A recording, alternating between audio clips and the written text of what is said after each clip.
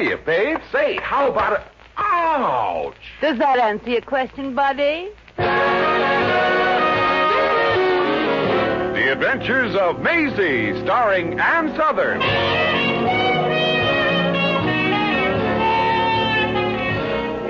You all remember Metro-Goldwyn-Mayer's famous Maisie pictures. In just a moment, you'll hear Maisie in radio, starring the same glamorous star you all went to see and loved on the screen, Ann Sothern. But first, your announcer.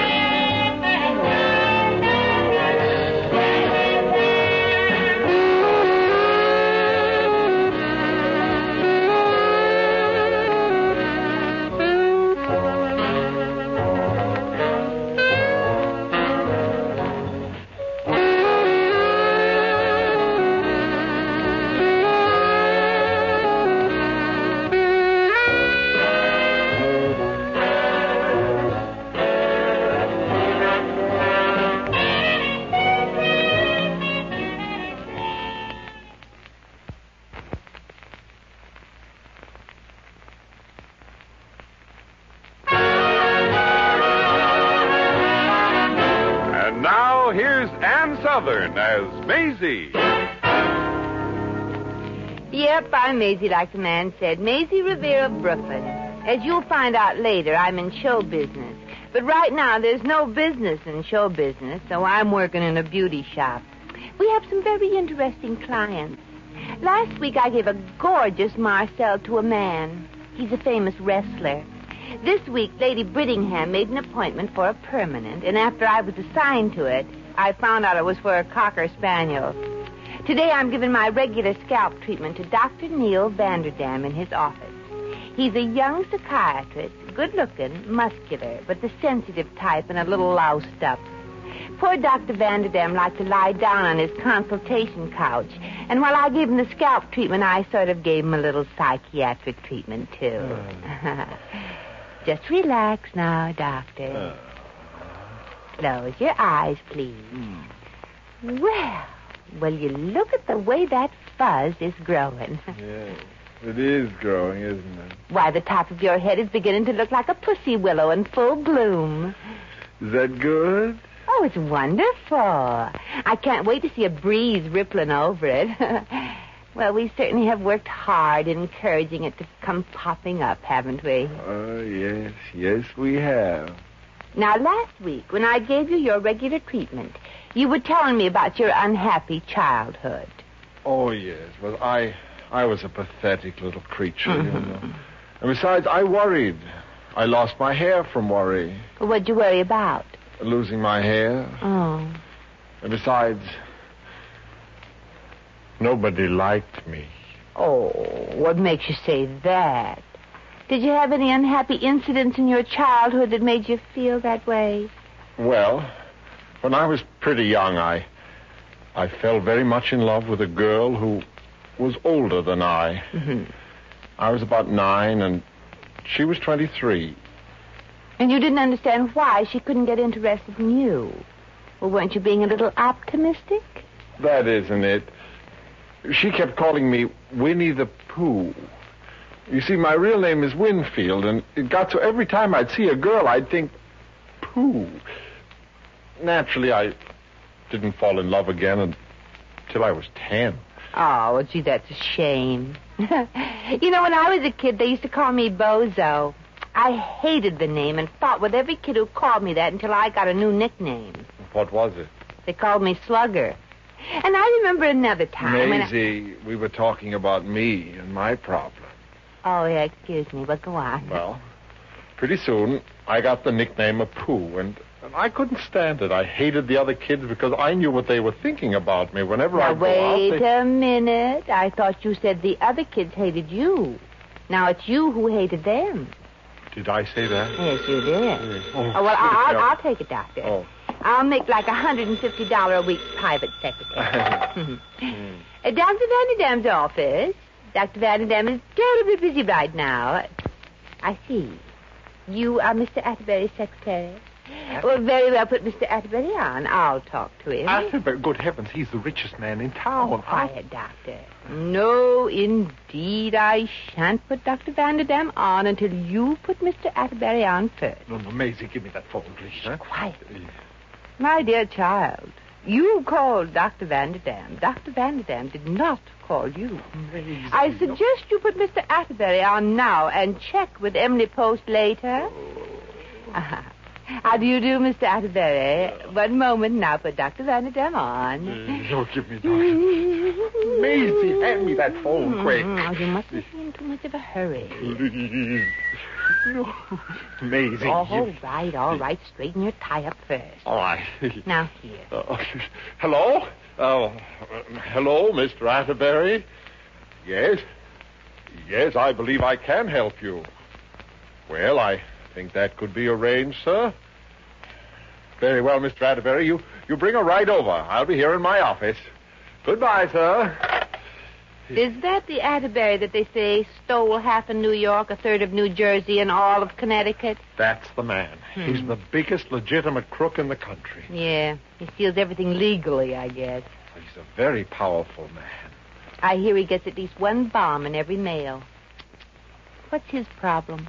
Oh, well, I've heard the other psychiatrists talking about it. He's got a daughter who never goes anywhere and stays in all the time. He's worried about her. Well, most fathers are worried when their daughters go out all the time.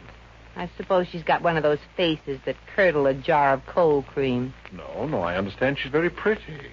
Oh, well, I don't get it. But I guess it wouldn't be hard to figure out. Oh, indeed? Mm-hmm. You seem to think there's nothing to these cases of mine. Oh, no. I know they're tough for you, but I can see right through all the problems. I don't know.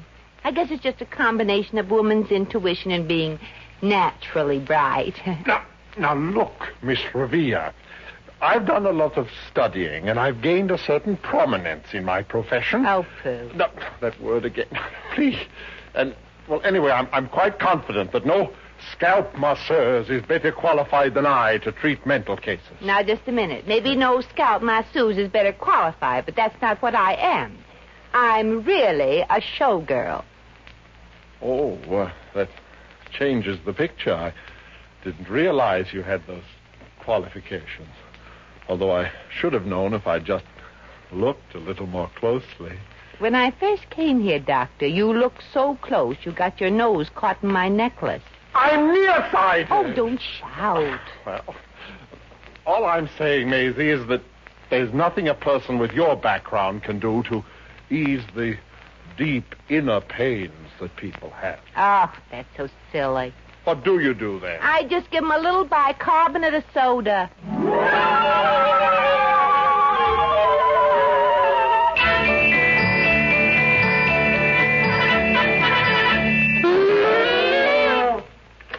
Yes, but Mr. Atterbury, this takes time. I'm not going to pay you a price like that. All you do is sit back and take notes while my daughter tells you the story of her childhood. Hello. Hello. Seems to be quite a discussion going on in there. Father's haggling over the price for me. Oh. I guess you're Miss Atterbury, aren't you? Yes. I suppose you've heard of my father, haven't you? And how?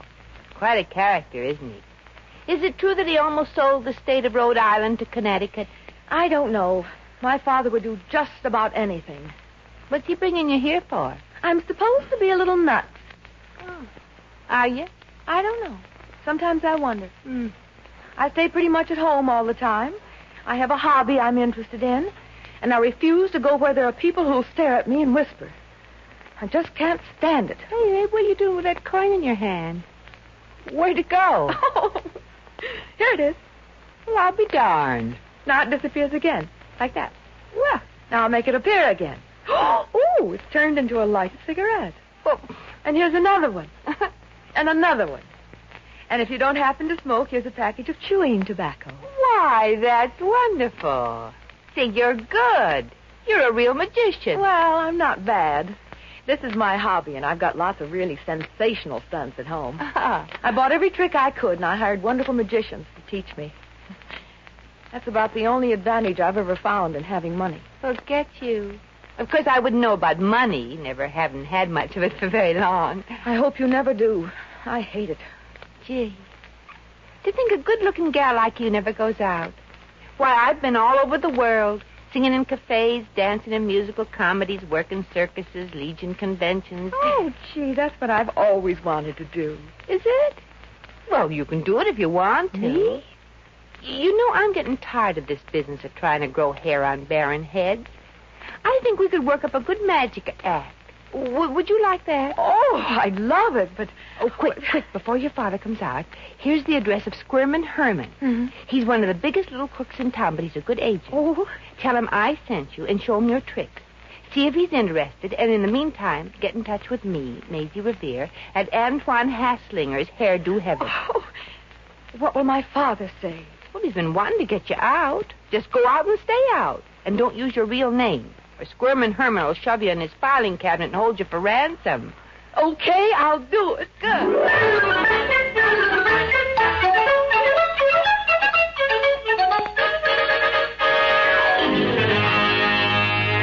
I want to see Maisie Revere, and I want to see her right away. Oh, boy, this is it. Please, you must keep your voice down, and you cannot go back in there. I forbid it. Oh, you do, eh? Help, Miss Revere. What's the matter, Antoine? Ah, there you are. This monster here demands to see you. Please, sir, do lower your voice. There are ladies present among the women in my beauty salon. Get out of here before I scoop you up in a butterfly net. Well, really? In case you don't recognize me, I'm Lionel Atterbury, and if I decide I don't like you, I'll buy the lease on this building and have you thrown out on your curly blonde head. Atterbury? Oh, I'm so sorry, Mr. Atterbury. I didn't realize it was you.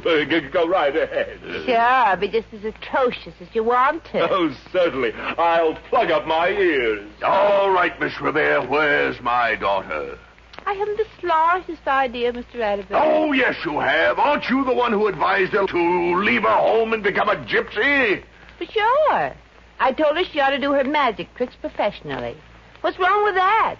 I thought you wanted her to get out among people. Yes, but she's left home for good, according to the note I found. Well, I advised her to do that, too. And I'm just the person who can do it, too. Mr. Atterbury, I have news for you. I'm somebody who isn't afraid of you. And I'm going to tell you why your daughter hates to go out anywhere. Because she knows people are pointing at her and saying, there's the daughter of the biggest white-collar crook of the country. What's that? Well, you are, aren't you? What's worse, you're proud of it. But your daughter's ashamed of you. Now, look here, Miss Revere. Nancy's never been out much. She's never been away from my protection, and this is a tough, hard-boiled city. If anything happens to her, I'll hold you personally responsible. Now you find her and bring her back to me before something shocking happens to you. I'll find her, but I don't think she'll come back until you develop a heart. And right now, all you are is two pieces of cloth with a stone in between.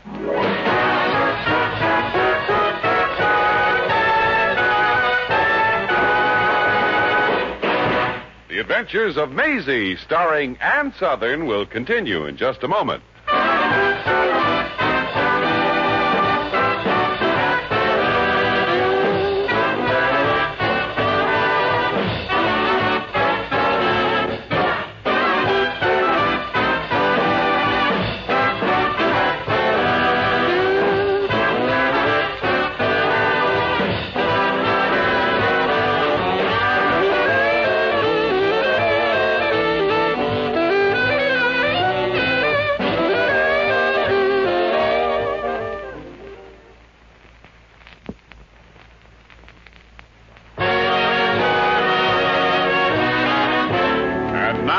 Back to Maisie. That's enough of the vibrator, Maisie. Okay, Dr. Vanderdaam. Now how do you feel? You're tensing up your scalp again. Oh.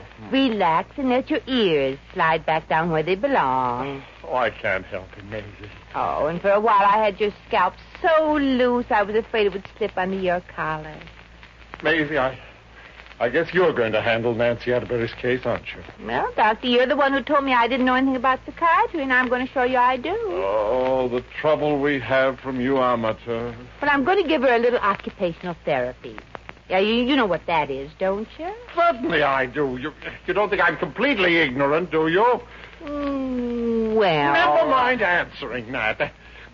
There's one thing you've got to think about, Maisie. And that is what is going to happen to a sensitive girl like Nancy Atterbury if she does her tricks in front of an audience and flops. Maybe even gets booed. Oh, yeah.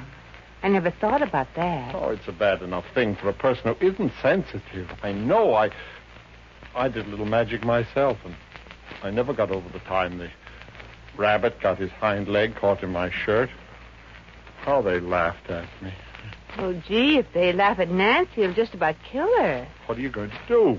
Well, I'm going to have to give her some special training. Oh. If she lays an egg, she's got to know how to make an omelet out of it. Hello,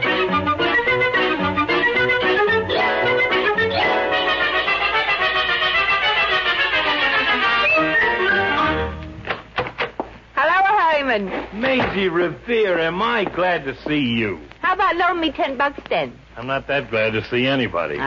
Business is slightly terrible. Yesterday, all I did was book a violinist down to the Staten Island ferry. Had to supply him with a tin cup, too. Oh, well, gee, I saw a wonderful act I was going to send in to you. A guy and a monkey doing a hand balancing act. Oh, it sounds good.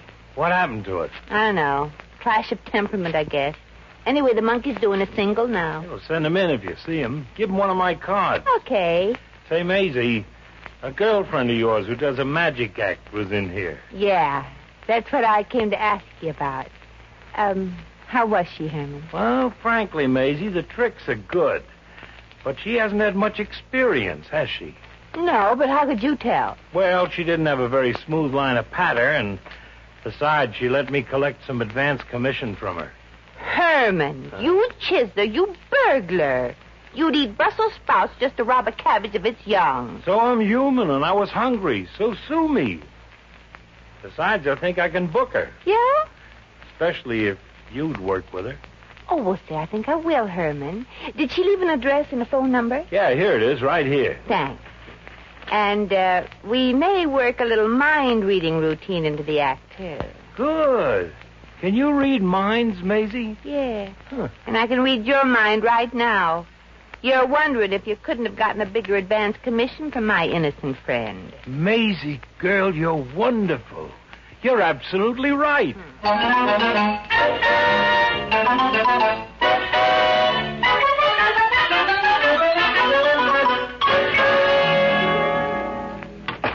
Oh, sit down, Maisie. Do you think my father's detectives will find me here? Eventually, but not right away. Oh, Maisie, I'm terribly worried about this whole business. What if they don't like me?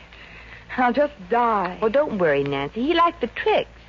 But you need a line of patter, and we need a gimmick. Oh, what's a gimmick? Well, a gimmick is something you need in a case like this. It's something that makes an act seem funnier than it really is. Oh. Well, I'll get my equipment ready and give you an idea of what I can do, Maisie. Fine. Oh, you better hide. I'll answer. All right. Hello. I'm looking for a girl. Well, I do. She's just moved in around here somewhere, and did you say what you do?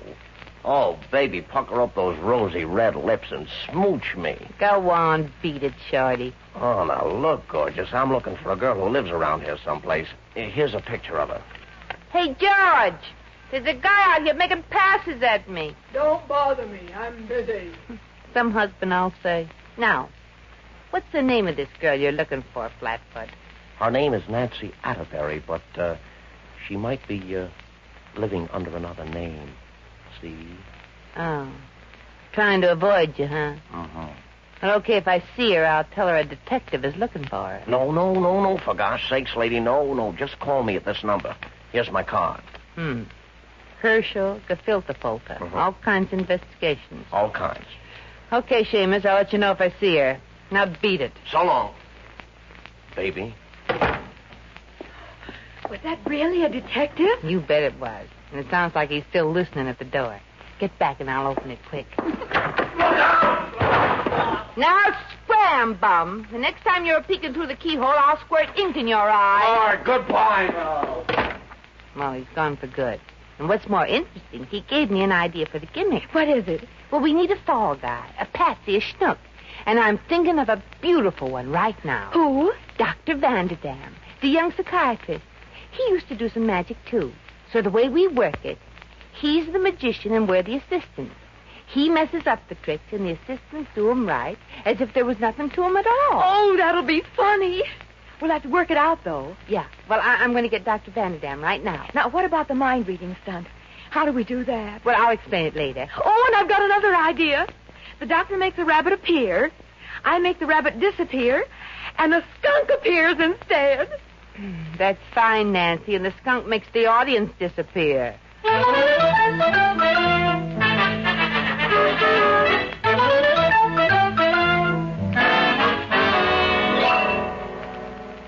Is it unusually hot in this dressing room, or am I just nervous? You're nervous, Doctor. Oh. How about you, Nancy? Oh, I'm no nervous. I'm scared to death. There's a monkey act on ahead of you, Maisie. Gee, Herman, I hope the audience won't think we're an encore. Nah, you'll be great. But in case you aren't, I got a taxi waiting at the stage door with a motor running. Sounds like the cowboys wearing brass knuckles. Come in. Aha! So here you are. I knew I'd catch up with you sooner or later. Mr. Atterbury, Atterbury? The Mr. Atterbury? Herman, stop drooling. Oh, Father, please, get out. Nancy, get out of that satin bathing... Right here? Yeah. No. What are you doing here, Doctor? Are you a nightclub performer on the side? Mr. Atterbury, this whole thing is in the nature of a therapeutic treatment for Nancy. Aunt fumbled a rabbit years ago, and tonight I intend to fumble one again, this time on purpose. Yeah, have you got any inhibitions you'd like to get rid of, Mr. Atterbury? Yes, I'd like to wring your neck. Well, see me after the show. Oh, Maisie, my fingers feel stiff and awkward. Well, that's fine. That's what happens to everybody before they go on. It won't happen out there. And remember, when the people laugh, they're laughing with you. If anybody enjoys your act, I'll... Will you retire, Dad? Yes. Mr. Atterbury, you've just made this very, very worthwhile. Mr. Atterbury, could I talk to you for a moment as one crook to another? What is it? You're on, folks. Oh, Maisie, what about the mind reading? You never told me anything about it, not a thing. Oh, well, just blindfold yourself and guess. I'll give you the hottest tips anybody ever heard. Now, let's go.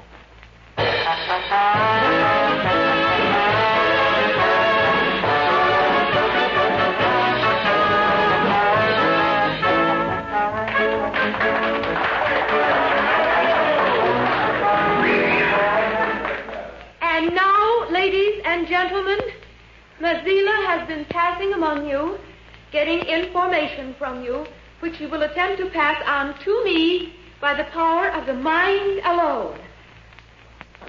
As you see, I am blindfolded, and I have no idea, but no idea, what the thoughts will be. And may I add, ladies and gentlemen, that we positively defy anybody to duplicate this fantastic feat. Are you ready? Yes. Proceed. All righty, let's get down to business. What's the color of this lady's dress? The color of the lady's dress Stop. That's not it. Go ahead. The color of the lady's dress. Stop. The color is... Go. The color is red and green. Hurrah! Now, what do I have in my hand here? Watch out. This isn't an easy one. What is it? A watch. Amazing. And what kind of a watch is it? I am giving her no hints, ladies and gentlemen. You may rest assured of that. It's a wristwatch. Wonderful. And now this gentleman here has given me something to hold. Come now, concentrate. Let's not spend all night on it. It's a coin. What amazing powers a human mind has. Now, what is the occupation of this man here? Oh, this is very easy. This is a pipe. He sells tobacco? No. You don't seem too sure of the answer. Try again. He's a plumber. That is absolutely right. Now, see if you could tell me where this gentleman is from. This is very difficult, and I hope you won't get sick and have to take some Medicine? Medicine what? Medicine, Wisconsin. That is our Lord, you're very kind. Thank you very much, ladies and gentlemen.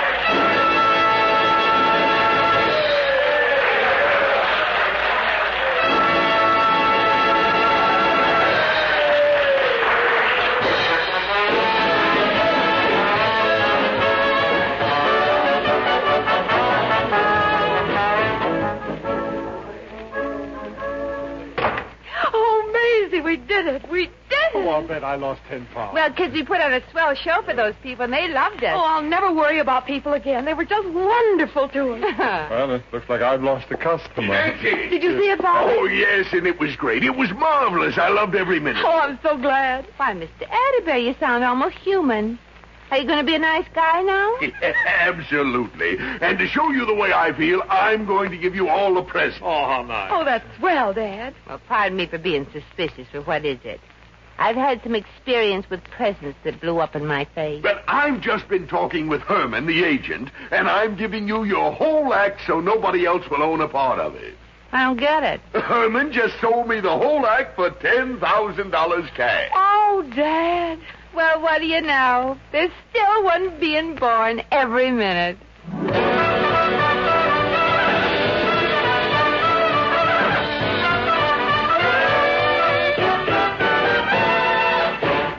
In just a moment, we shall return to the Adventures of Maisie.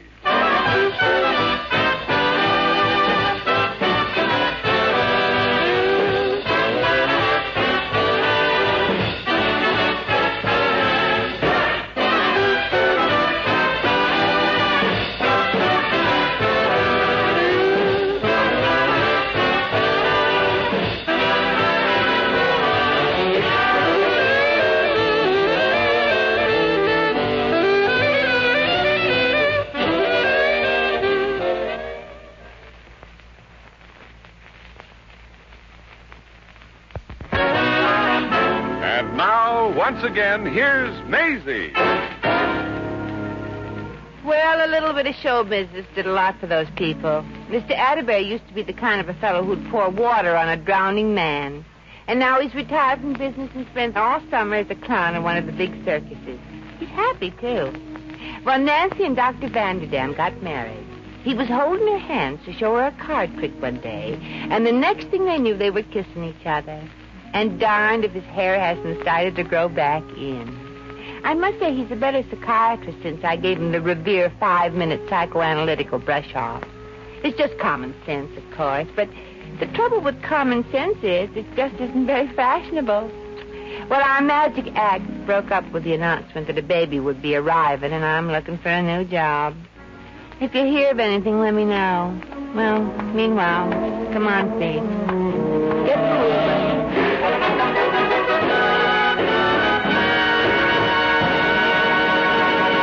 You have just heard The Adventures of Maisie, starring Ann Sothern. Maisie was written by John L. Green. Original music was composed and conducted by Harry Zimmerman. Supporting cast included Lurene Tuttle, Hans Conreid, Arthur Q. Bryan, Sidney Miller, Frank Nelson, and Peter Leeds. John Easton speaking.